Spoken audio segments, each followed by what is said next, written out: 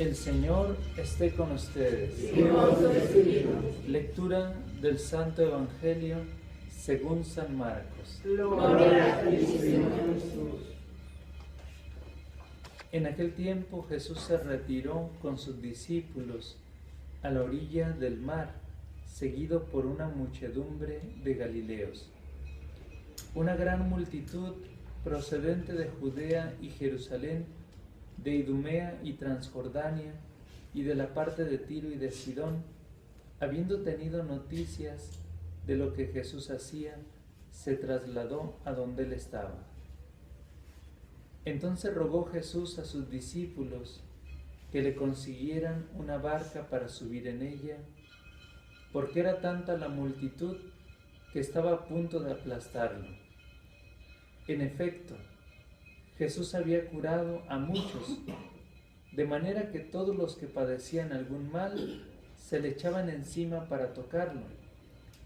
Cuando los poseídos por espíritus inmundos lo veían, se echaban a sus pies y gritaban: «Tú eres el Hijo de Dios». Pero Jesús les prohibía que lo manifestaran.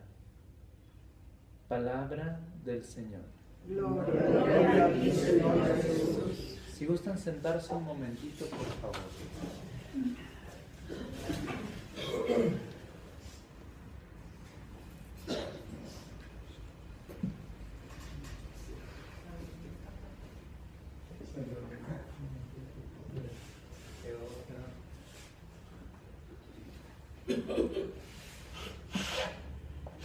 Ahora sí que rápido se durmió en cuanto se sentó.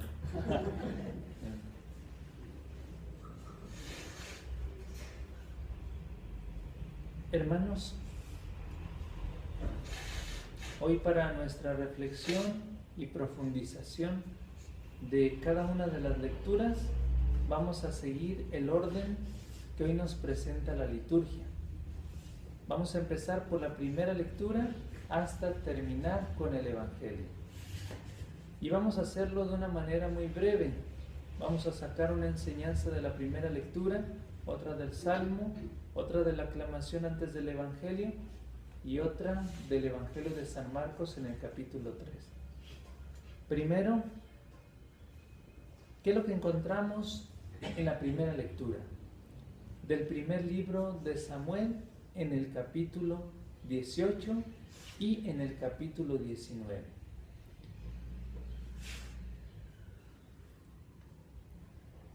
Podemos decir que la envidia de Saúl se fue degenerando de tal manera que llegó a desear la muerte de David.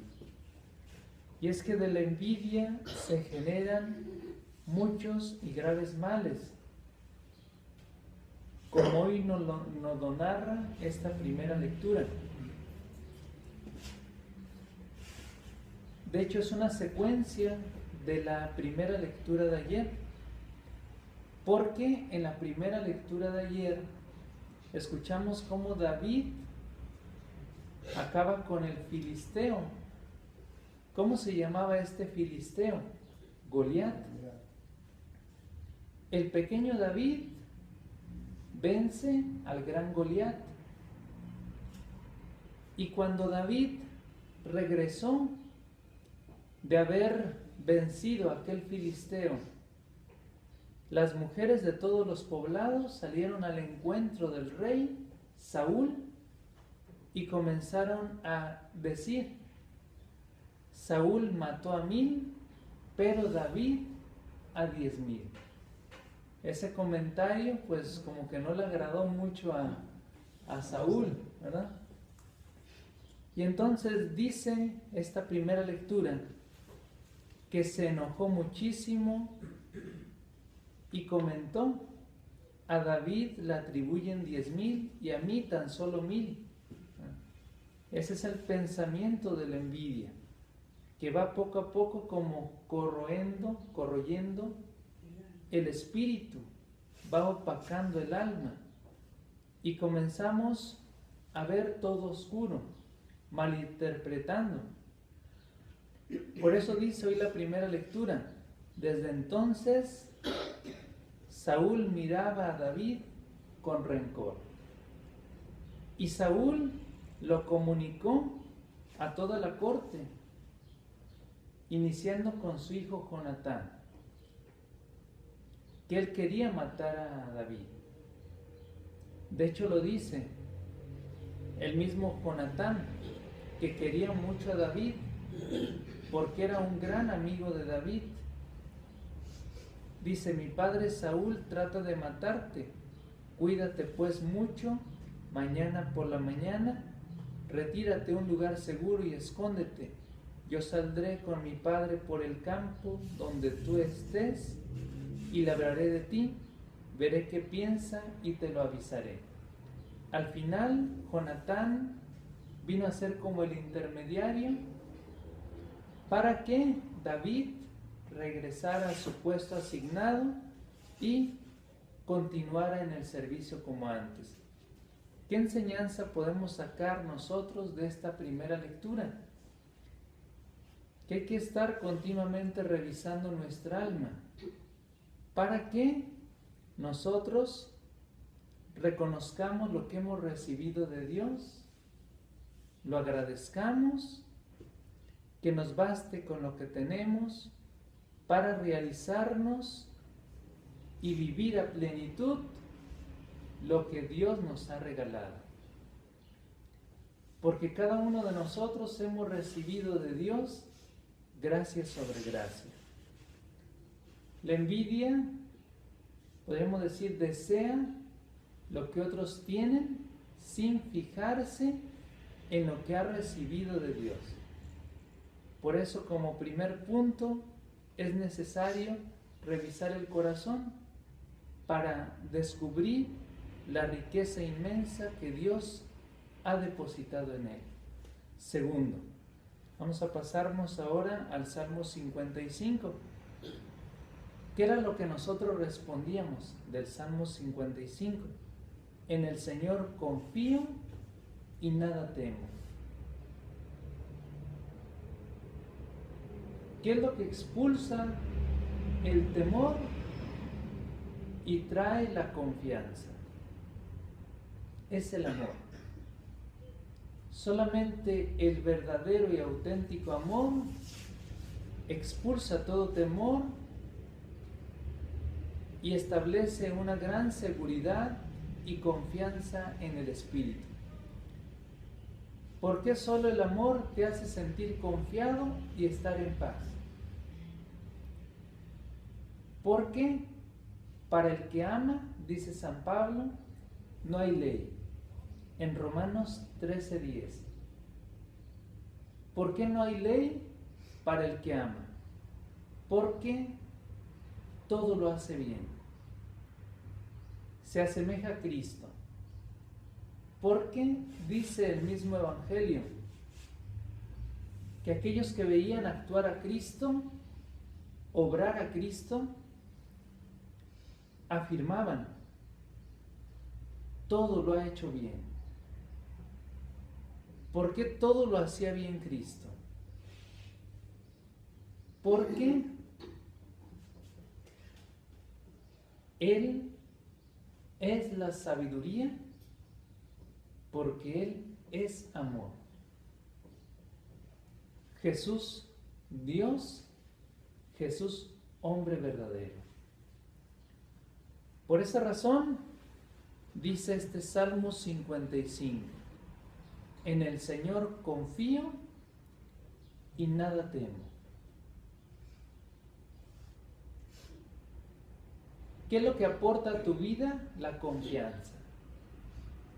En primer lugar, una gran estabilidad en el espíritu. En segundo lugar, un gran equilibrio en tus afectos y en tu corazón. Por eso el salmista afirma: yo sé bien que el Señor está conmigo. Esa es la afirmación de la confianza. Yo sé bien que el Señor está conmigo. San Pablo, un profundo adorador de Dios, pudo exclamar: si Dios está con nosotros, ¿quién contra nosotros? Ahí en Romanos 8. Yo sé bien que el Señor está conmigo. El Señor es el que nos sostiene.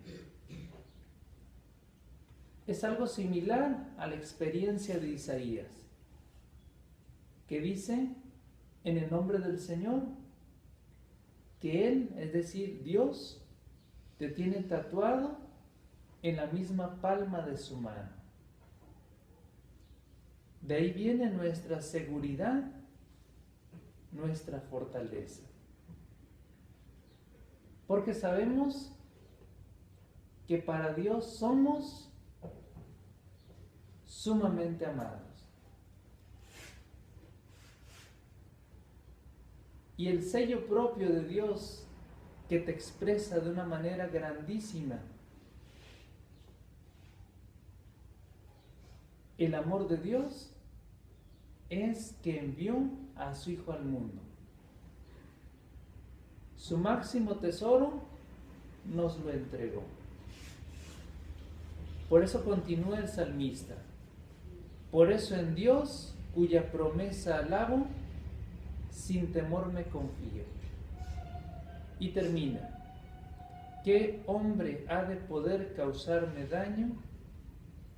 Esa es la certeza y la seguridad que da la fe, la esperanza y la caridad.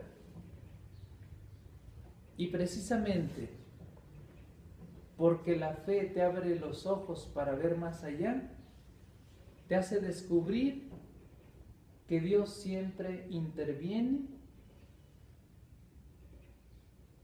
para el bien de todos aquellos que lo aman. Es decir, Dios siempre mira con bondad, con misericordia y con amor a todos aquellos que lo buscan. No tanto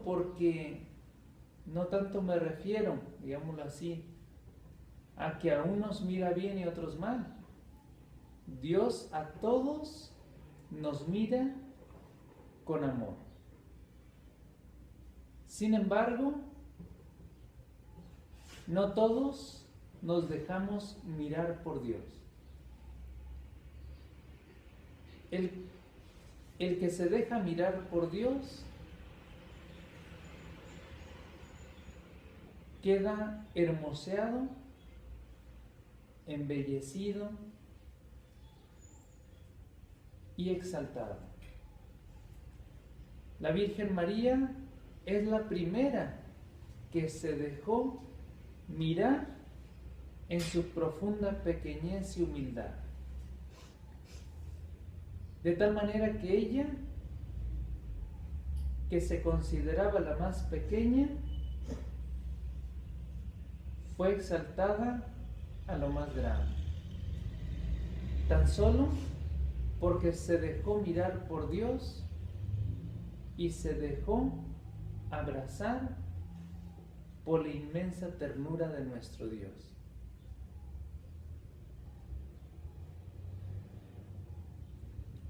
Escóndete en el corazón de Cristo y la oración continua mantendrá ocupada tu alma y encendido tu espíritu, para que la luz de la verdad vaya en aumento en ti. Nos pasamos ahora a la aclamación antes del Evangelio. Vamos a hacerlo un poquito más breve. Está tomada de 2 de Timoteo 1:10, que dice: Jesucristo nuestro Salvador ha vencido la muerte y ha hecho resplandecer la vida por medio del Evangelio.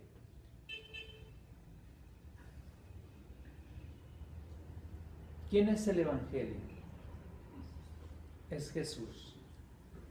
Jesús es el Evangelio. Por eso podríamos decir que el Evangelio es el mismo que se te entrega. Ya decíamos, presentado en 4 visiones complementarias, como son los 4 evangelios. Y por el Evangelio, Cristo se acerca para tocarnos, haciendo resplandecer la vida en el corazón del creyente. Jesús es la vida. Por eso, si Jesús es la vida y Jesús es el Evangelio, quiere decir que el Evangelio y la vida se comunican, se entrelazan, se unen. Por eso, cuando escuchamos el Evangelio, la vida se enciende en nosotros. Pero no solamente cuando lo oímos, sino cuando lo escuchamos. Porque el que escucha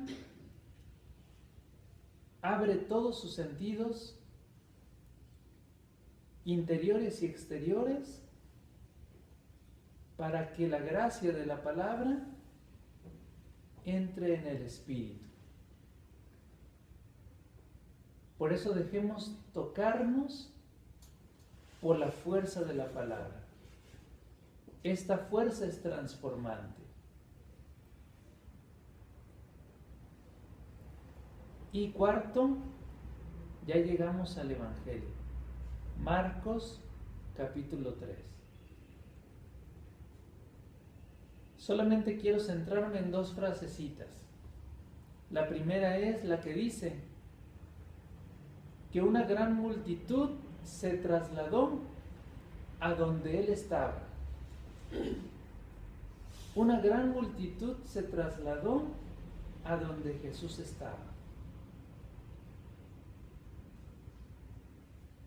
Esto podemos decir de modo físico, material. Fueron caminando hacia donde Jesús estaba, se trasladaron. Pero nosotros podemos hablar también en un plano espiritual. Trasladémonos a donde Él está. Este traslado se puede llevar de diferentes maneras. En la Eucaristía se dan varios traslados. Primero, nos trasladamos a la pasión de Cristo.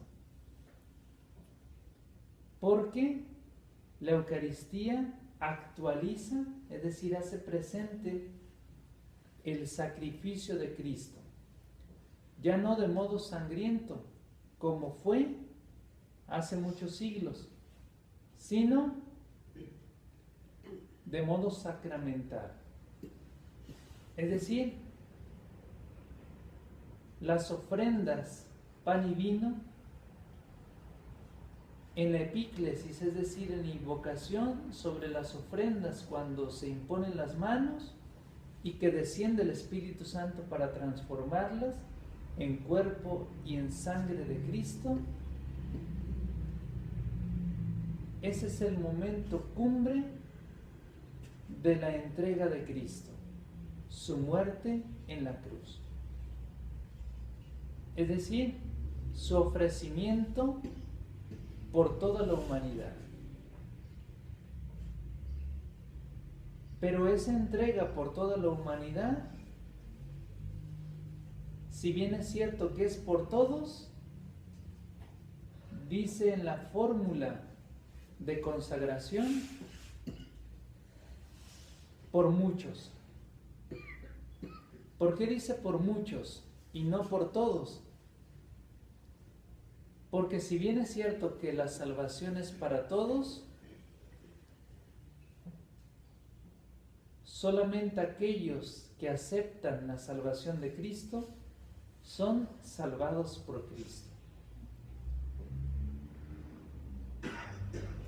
Por eso dice el sacerdote, tomen y beban todos de él, porque este es el cáliz de mi sangre, sangre de la alianza nueva y eterna, que será derramada por ustedes y por muchos para el perdón de los pecados. Hagan esto en conmemoración mía. Eso significa que Dios nos quiere incluir a todos los que estamos aquí y aún los que no están aquí, porque se hace extensiva su invitación a todo el mundo. Pero dice, por ustedes y por muchos. Es decir, nos quiere incluir en esa salvación.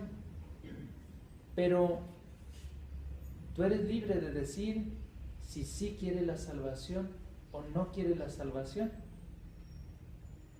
Si haces tuya esa salvación que te ofrece, o simplemente te quedas con las manos vacías.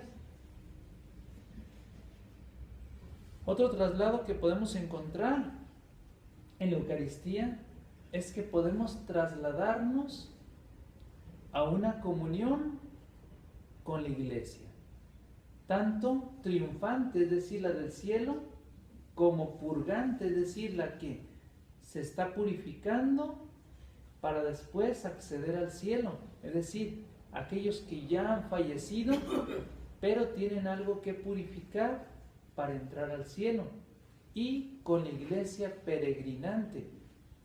Por eso cuando celebramos la Eucaristía,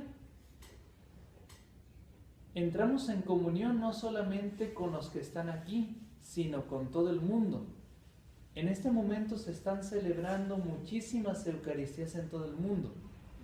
A todas y con todos nos unimos, de tal manera que se hace una sola Eucaristía, donde Cristo es la cabeza y nosotros somos su cuerpo. Por esa razón, cada Eucaristía, consciente de los dones que se te ofrecen, déjate tocar por ese misterio. Y en tercer lugar, el otro traslado es el traslado a la vida eterna.